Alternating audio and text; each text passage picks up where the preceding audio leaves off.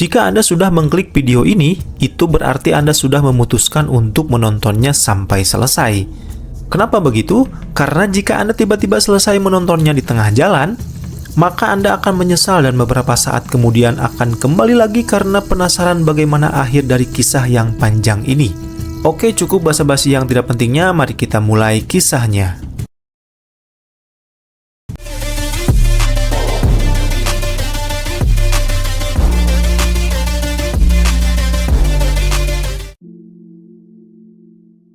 Cerita dimulai di sebuah negara yang berada di perbatasan Cina. Di tengah kawasan tersebut berdiri sebuah bangunan besar dengan arsitektur khas kerajaan. Di sanalah seorang putri bernama Mito berada.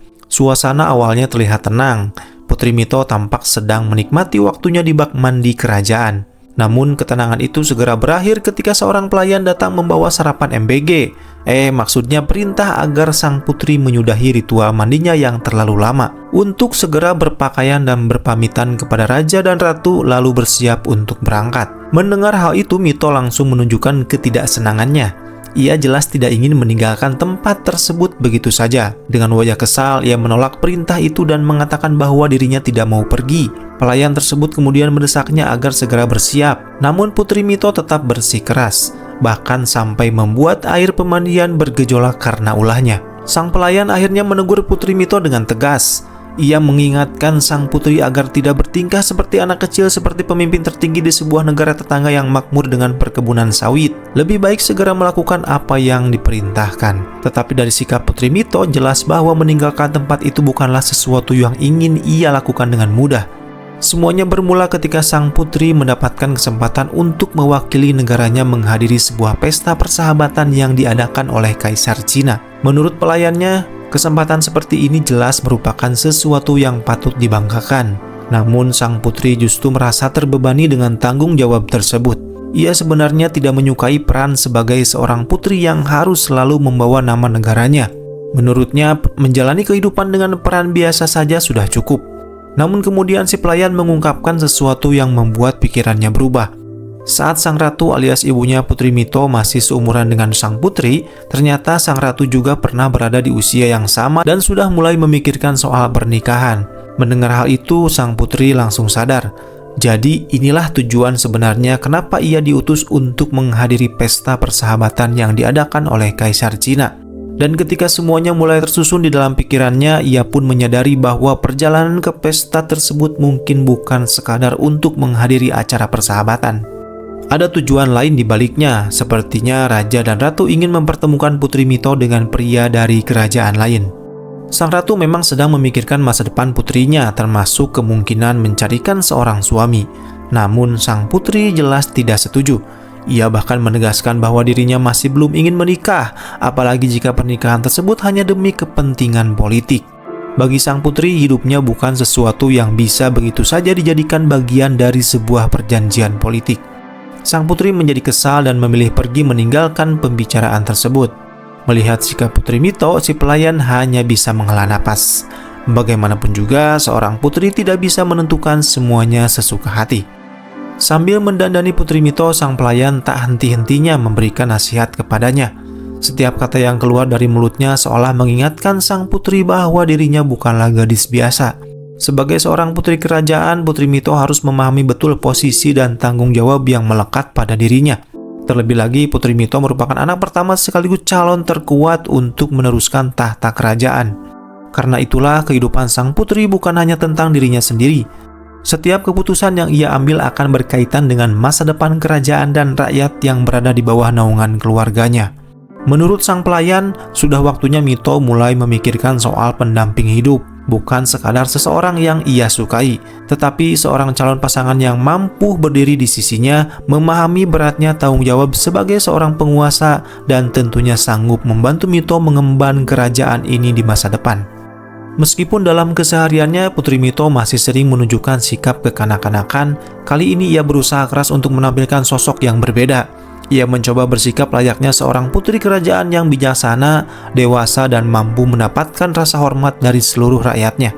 Dengan penuh percaya diri, Mito melangkahkan kakinya meninggalkan istana. Setiap gerakannya dibuat begitu anggun, seolah ingin menunjukkan bahwa dirinya benar-benar seorang putri yang pantas menyandang nama besar kerajaan. Penampilannya pun terlihat begitu cantik dan berwibawa.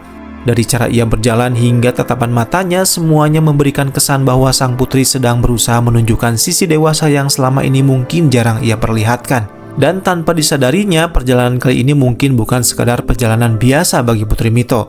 Apa yang awalnya hanya terlihat seperti sebuah langkah kecil untuk meninggalkan istana, perlahan akan membawanya menuju petualangan yang jauh lebih besar.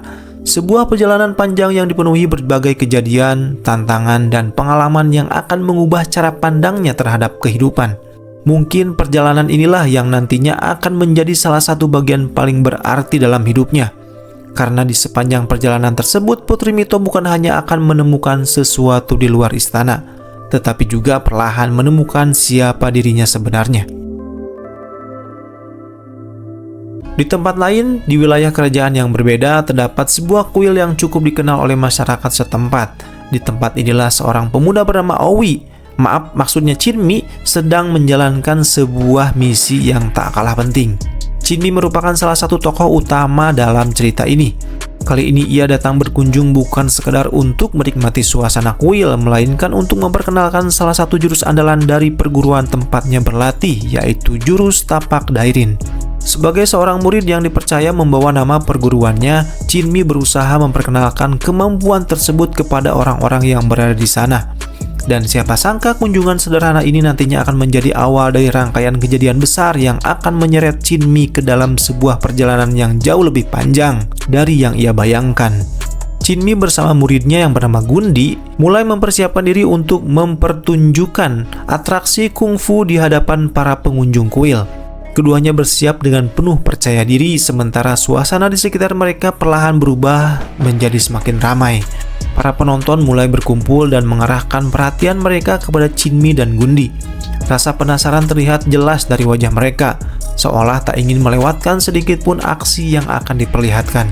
Bagi Chinmi, pertunjukan ini bukan hanya sekadar hiburan. Ia adalah kesempatan untuk menunjukkan kemampuan perguruannya sekaligus memperkenalkan jurus andalan mereka kepada lebih banyak orang. Dengan semua perhatian kini tertuju kepada mereka, Chinmi dan Gundi pun mengambil posisi. Pertunjukan kungfu akan segera dimulai.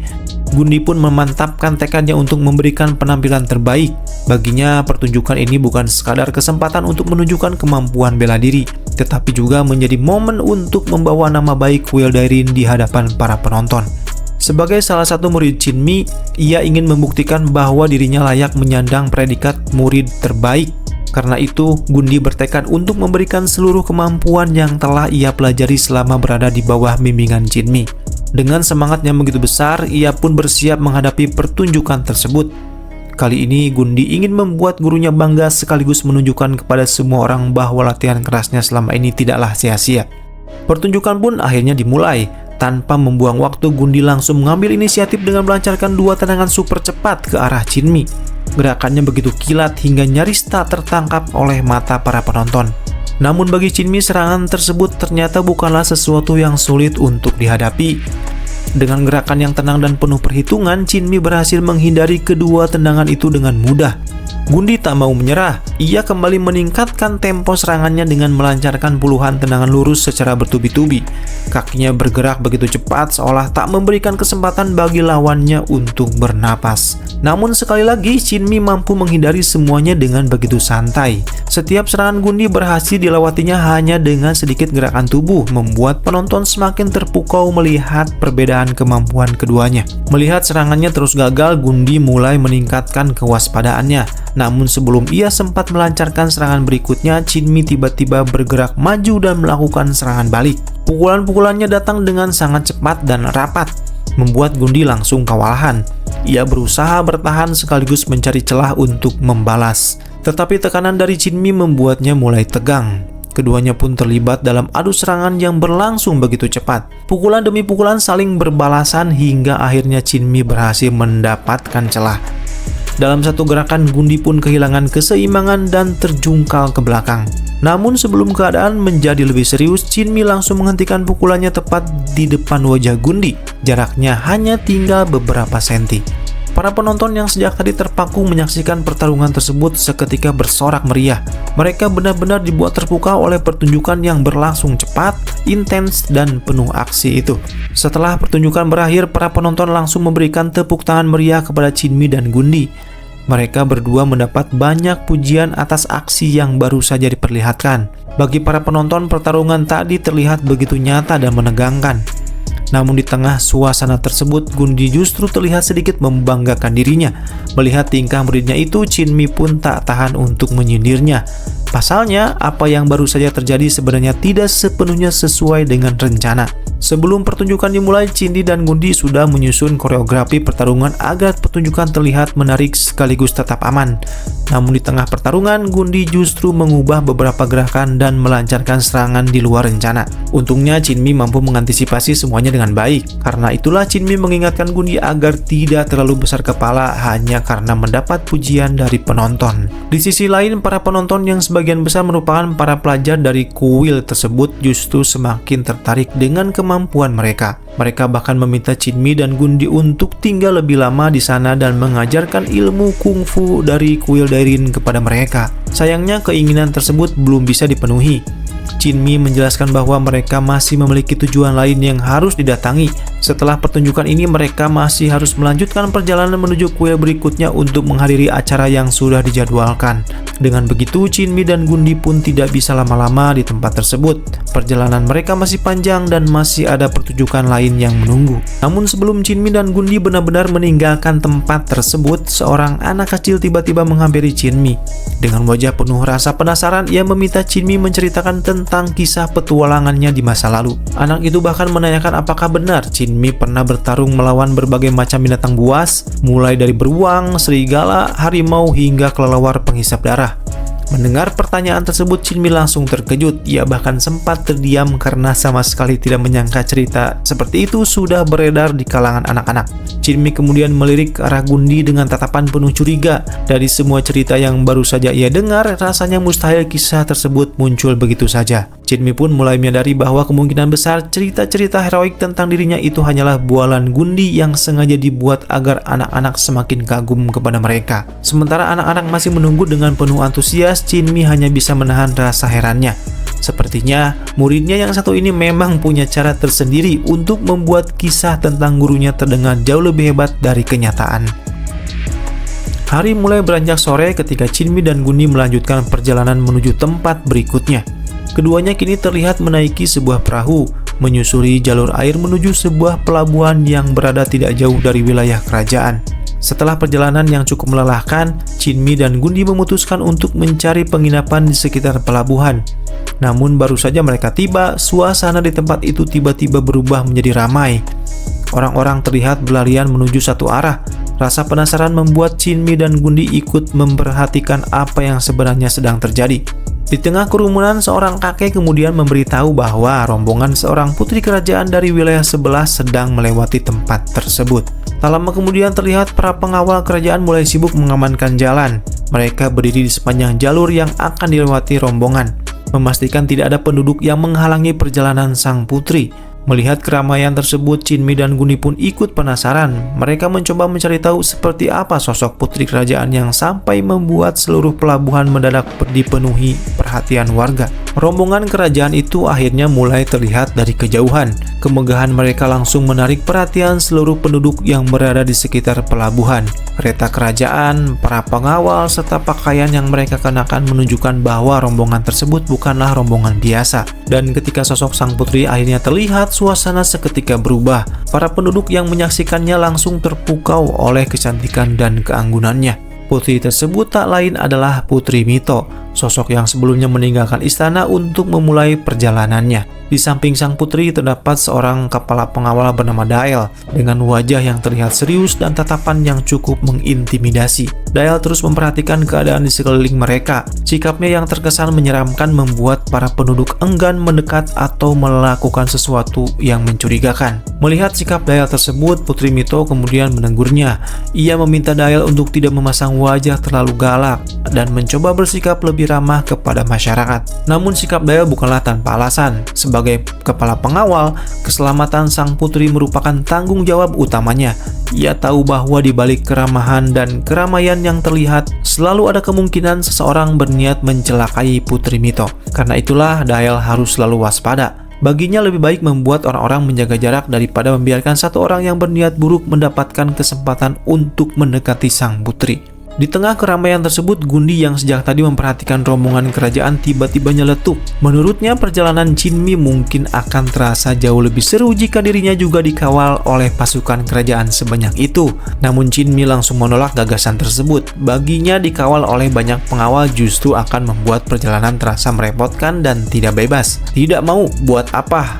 Nggak seru, begitu kira-kira tanggapan Jinmi. Ia justru merasa lebih nyaman bepergian dengan cara mereka sendiri, bersama Gundi, muridnya yang sering kali bertingkah bandel, serta Goku si monyet yang selalu ikut menemani perjalanan mereka. Meski jauh dari kemewahan dan pengawalan ketat seperti rombongan kerajaan, justru itulah yang membuat perjalanan mereka terasa lebih menyenangkan. Sementara itu, hari semakin larut dan malam pun mulai tiba. Rombongan Putri Mito akhirnya sampai di sebuah penginapan untuk beristirahat setelah perjalanan panjang. Sebagai seorang putri kerajaan, Mito tentu mendapatkan perlakuan khusus. Sebuah tempat terbaik telah disiapkan untuknya, lengkap dengan para pelayan yang siap memenuhi segala kebutuhannya. Setelah seharian berada di perjalanan, sang putri akhirnya bisa beristirahat dengan nyaman. Namun tanpa disadari siapapun, malam itu mungkin akan menjadi awal dari sesuatu yang tidak mereka duga. Sambil berbaring dan beristirahat, Putri Mito kembali teringat pada wajah-wajah penduduk yang ditemuinya sepanjang perjalanan. Senyum dan keramahan mereka meninggalkan kesan yang begitu mendalam di hati sang putri. Mito kemudian bangkit dan berjalan menuju jendela. Dari sana ia memandangi pemandangan malam yang terbentang di luar penginapan. Suasana yang tenang membuat pikirannya terasa jauh lebih ringan. Untuk sesaat, Putri Mito melupakan segala tuntutan sebagai seorang putri kerajaan. Tidak ada nasihat, tidak ada aturan, dan tidak ada kewajiban yang harus ia pikirkan. Ia hanya menikmati kebebasan kecil yang mungkin selama ini ia jarang rasakan. Dalam hati, Putri Mito menyadari sesuatu. Mungkin seperti inilah rasanya menjadi seekor burung yang akhirnya terbebas dari sangkarnya. Bisa terbang kemana saja, melihat dunia yang begitu luas dan menentukan sendiri kemana langkah berikutnya akan membawanya. Tiba-tiba seorang pelayan datang membacakan susunan kegiatan yang seharusnya dilakukan Putri Mito malam itu. Namun kali ini, Putri Mito justru menolaknya. Ia meminta seluruh pelayan untuk beristirahat dan tidak perlu mengkhawatirkan dirinya. Setelah seharian menjalani perjalanan dengan berbagai aturan dan pengawalan, malam itu Putri Mito ingin benar-benar menikmati waktu untuk dirinya sendiri. Jiwa bebas yang selama ini ia pendam pun seakan mulai memberontak. Putri Mito akhirnya memutuskan untuk keluar secara diam-diam dan berjalan-jalan menikmati suasana malam. Ia berjanji pada dirinya sendiri bahwa sebelum fajar tiba ia akan kembali ke penginapan. Untuk pertama kalinya Putri Mito bisa merasakan bagaimana rasanya hidup seperti orang biasa. Ia berjalan menyusuri keramaian malam tanpa pengawalan, tanpa pakaian yang membuatnya langsung dikenali, dan yang paling penting tanpa ada seorang pun yang memperlakukannya sebagai seorang putri. Ia bisa menikmati suasana dengan bebas. Tidak ada yang memungkuk kepadanya, tidak ada yang mengatur kemana ia harus pergi, dan tidak ada tatapan yang mengingatkannya pada status sebagai seorang putri kerajaan. Perasaan seperti itu ternyata begitu menyenangkan hingga Putri Mito tanpa sadar terlalu larut dalam suasana. Ketika ia menyadarinya, langit sudah mulai berubah. Fajar sebentar lagi tiba. Masalahnya, Putri Mito baru menyadari bahwa ia sama sekali tidak tahu jalan untuk kembali ke penginapan. Ia pun terus berjalan tanpa arah hingga akhirnya sampai di sebuah daerah di pinggiran sungai. Dan tanpa disadarinya, tempat itu justru menjadi lokasi pertemuannya dengan seseorang yang sama sekali tidak ia duga. Di sana, Jinmi sedang memandikan si Goku, monyet kesayangannya. Namun, Goku rupanya tidak terlalu menikmati acara mandi tersebut. Ia terus berontak hingga akhirnya berhasil melepaskan diri dan berlari menuju seseorang yang berdiri tidak jauh dari sana. Orang itu adalah Putri Mito. Melihat Goku tiba-tiba berdiri di samping seorang wanita asing, Jinmi langsung menghentikan aktivitasnya. Ia cukup terkejut melihat ada seorang wanita berkeliaran sendirian di pinggir sungai pada waktu selarut itu. Namun ada sesuatu yang membuat Jinmi semakin penasaran. Entah kenapa wajah wanita tersebut terasa begitu familiar. Jinmi merasa seperti pernah melihatnya sebelumnya. Hanya saja ia belum menyadari bahwa wanita yang berdiri di hadapannya itu adalah Putri Mito. Dengan nada yang cukup blak-blakan, Putri Mito langsung meminta Jinmi menjauhkan Goku darinya. Ia jelas tidak nyaman berada terlalu dekat dengan seekor monyet. Namun Jinmi justru menanggapinya dengan santai. Menurutnya tidak perlu khawatir karena Goku sebenarnya adalah monyet yang jinak dan tidak akan berbuat macam-macam. Sayangnya perkataan Jinmi langsung terbantahkan.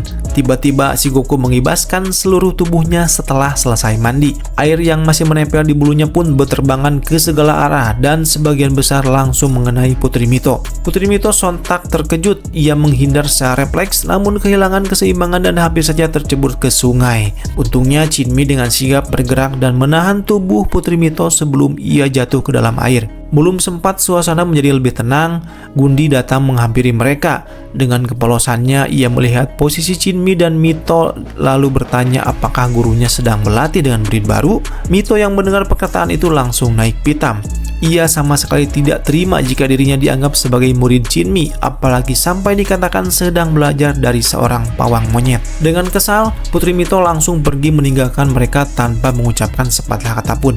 Goku yang melihat selendang Putri Mito tertinggal kemudian berusaha membawanya untuk dikembalikan. Namun Putri Mito justru menolak dan merasa jijik ketika Goku mendekatinya. Jinmi dan Gundi hanya bisa saling berpandangan. Mereka benar-benar tidak menyangka ada seorang wanita yang begitu sombong dan sulit diajak berkomunikasi. Sementara itu Putri Mito terus berjalan menuju jalan utama. Tanpa disadarinya di tempat tersebut kebetulan lewat sebuah kereta kuda yang ditumpangi oleh dua orang dengan wajah yang terlihat cukup menyeramkan. Kedua orang itu langsung memperhatikan Putri Mito yang berjalan sendirian tanpa pengawalan. Di saat yang hampir bersamaan, Jinmi akhirnya teringat sesuatu. Wajah wanita yang baru saja mereka temui ternyata bukanlah wajah orang biasa. Ia adalah Putri Mito, putri kerajaan yang sebelumnya mereka lihat dalam rombongan besar di pelabuhan. Namun sebelum Jinmi dan Gundi sempat melakukan apapun, terdengar teriakan dari arah jalan. Keduanya langsung menoleh. Dari kejauhan mereka melihat Mito telah diseret dan dibawa pergi oleh dua orang mencurigakan yang sebelumnya berada di dalam kereta kuda. Jinmi pun tersadar bahwa sesuatu yang buruk sedang terjadi. Dan tanpa mereka sadari, pertemuan sederhana di pinggir sungai tadi ternyata menjadi awal dari sebuah masalah besar.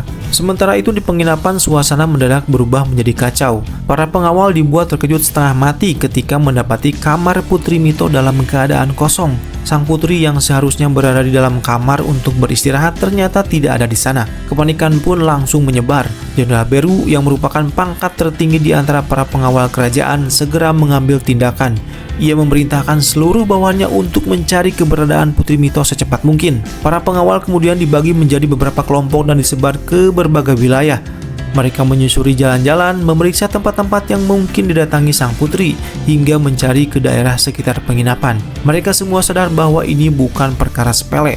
Putri Mito adalah putri kerajaan dan jika sesuatu sampai terjadi kepadanya akibatnya bisa sangat besar. Sementara itu di sebuah hutan yang berada tidak jauh dari jalan utama, Dael sedang berusaha mencari petunjuk.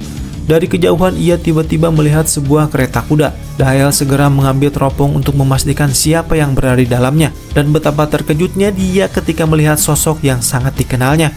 Putri Mito ternyata berada di dalam kereta tersebut bersama dua orang pria yang sama sekali tidak dikenalnya. Tanpa membuang waktu, Dael langsung menyadari bahwa sang putri telah dibawa pergi. Di sisi lain, Jinmi dan Gundi juga sedang berusaha mengejar kereta tersebut. Mereka berlari sekuat tenaga menuju jalan utama, tetapi kereta itu sudah lebih dulu melaju semakin jauh.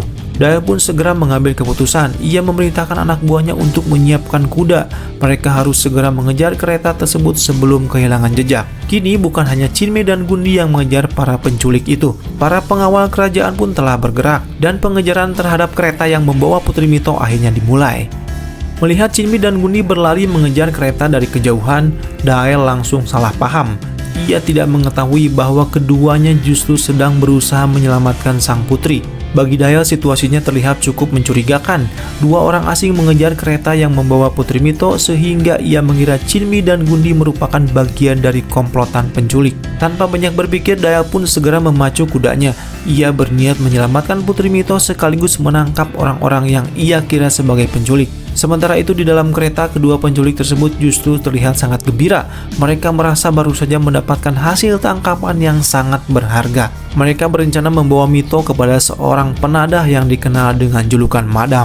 Namun anehnya di tengah situasi yang seharusnya membuat siapapun panik, Mito justru sibuk mengeluhkan hal lain. Kain yang digunakan untuk menyumpal mulutnya ternyata memiliki bau yang sangat tidak sedap. Mito benar-benar merasa terganggu dan terus memikirkan betapa kotornya kain tersebut. Seolah-olah ia sama sekali tidak menyadari bahwa dirinya sedang diculik. Mito kemudian teringat kembali kepada kejadian sebelumnya. Saat dirinya dibawa pergi, ia sempat melihat hanya Chinmi dan Gundi yang berusaha mengejar kereta tersebut. Ia pun mulai bertanya-tanya apa yang sebenarnya terjadi pada kedua pemuda itu.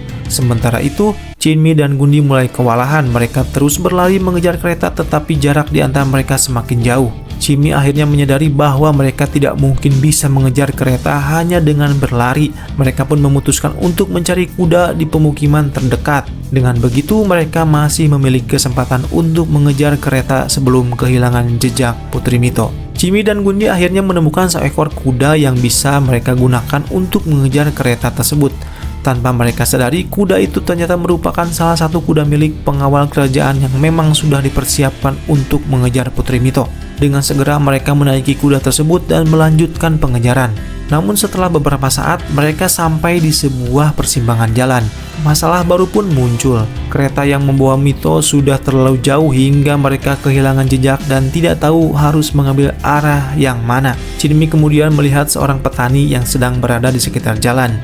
Ia pun menghampirinya dan menanyakan apakah sang petani melihat sebuah kereta kuda yang membawa seorang gadis. Ketika Chinmi menjelaskan bahwa gadis tersebut telah diculik, sang petani langsung menunjuk ke arah kanan dengan mantap. Menurutnya, jika penculik membawa gadis itu melalui jalan tersebut, kemungkinan besar mereka menuju sebuah kota bernama Merde. Nama itu saja sudah cukup membuat suasana berubah. Merde dikenal sebagai kota para penjahat dan bahkan mendapat julukan jalan para perompak. Kota tersebut bukanlah tempat yang bisa dimasuki sembarangan.